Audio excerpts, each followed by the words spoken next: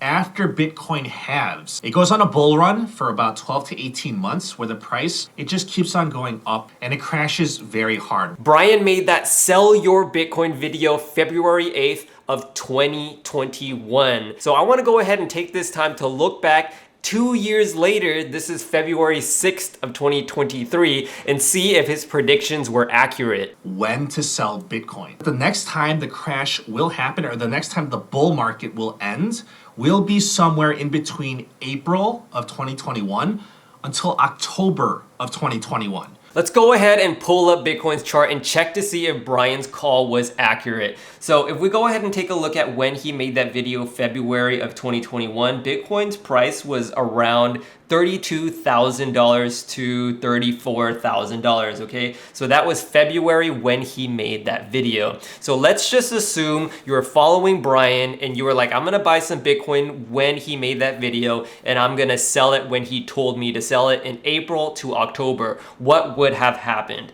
Okay, so if you held Bitcoin all the way to April, the beginning of his range, you would have sold Bitcoin around just under $60,000. You almost essentially doubled your money. And if you held Bitcoin until the middle of April, you would have actually sold it at its first peak in 2021 at around $64,000. Let's just say though that you didn't want to sell your whole position, okay? You were selling it in portions, May, June, July, all the way into October, okay? So if you were to have sold some in May, you would have sold at the peak just under $60,000 and as low as $47,000, okay? And if you were to continue on, Bitcoin did make a massive fall all the way down to as low as $30,000 to $29,000, okay? So if you held on to Bitcoin and sold some around May to July of 2021, Bitcoin actually fell to around the same range as where Brian made that video. Okay, so at the very least, you would have broke even. So as your dollar cost averaging out, heading into August, you would have sold somewhere around that $50,000 range to the high $40,000 range, okay, in August. In September, you would have sold around $40,000 to $45,000.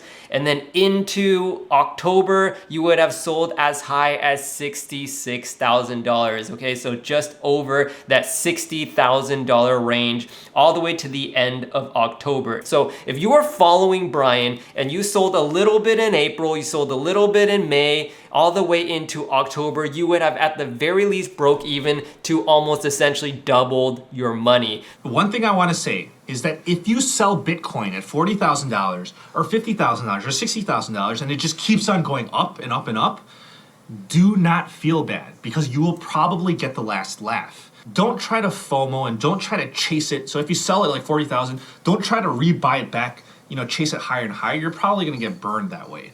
It's really incredible that he threw that piece of advice in there where he said, don't buy it back if you sold Bitcoin at $40,000, $50,000, $60,000. Because if we go ahead and take a look at what actually happened, it was accurate. Bitcoin actually popped up even further than his price range to sell. So Bitcoin actually peaked out in November, just a month later, at $69,000. However, if we go ahead and see what ended up happening afterwards, $69,000 was the all-time high. So if you sold it at around $40,000, $50,000, $60,000 and you were like, oh no, Bitcoin keeps going up even after, October, and it went up to 69,000 and you're like, oh my gosh, it's gonna go to 100. Now we see that that was actually the peak of Bitcoin and it falls all the way down to 40 and then a couple months later to 30, bounces back to 45, and then now we're all the way down to the $20,000 range. Elon Musk and Tesla, they just made a $1.5 billion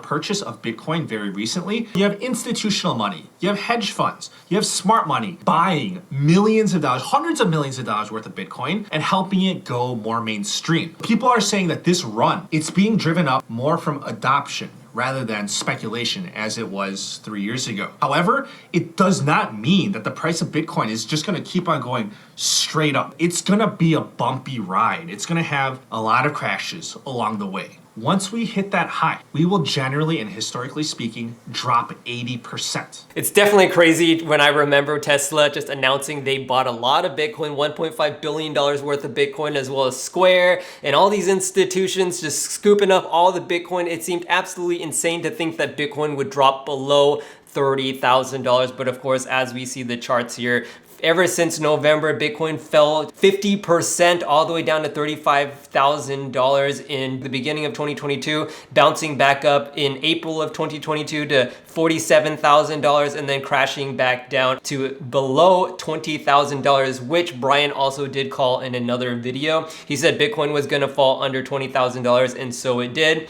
Bitcoin then, crashed even more at the end of 2022 with the FTX situation, and now we're back up to $23,000.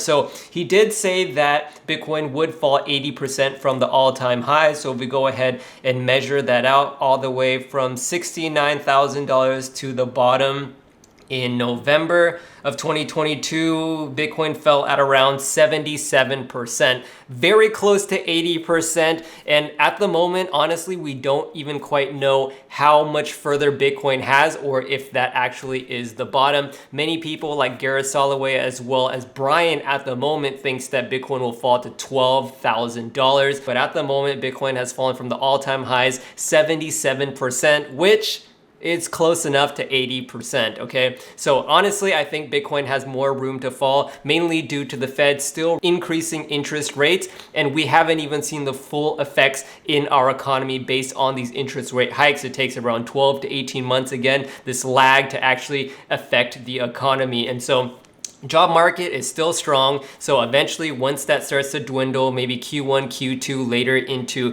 2023 is when we're gonna see max pain. And so the Fed, this is an artificial recession that's happening, this artificial downturn. The Fed is purposefully doing this to get inflation under control until we can actually get to the target of 2% inflation. But until then, we're just gonna wait and see what happens to Bitcoin. But again, Brian thinks it's gonna be $12,000. It's crazy to see how accurate Brian's prediction was, and that video definitely aged very well. And so that's about it, guys. If you enjoyed this video, definitely hit that thumbs up button, subscribe to the channel. My name is Jimmy Invest, and I'll catch you in the next video. Peace.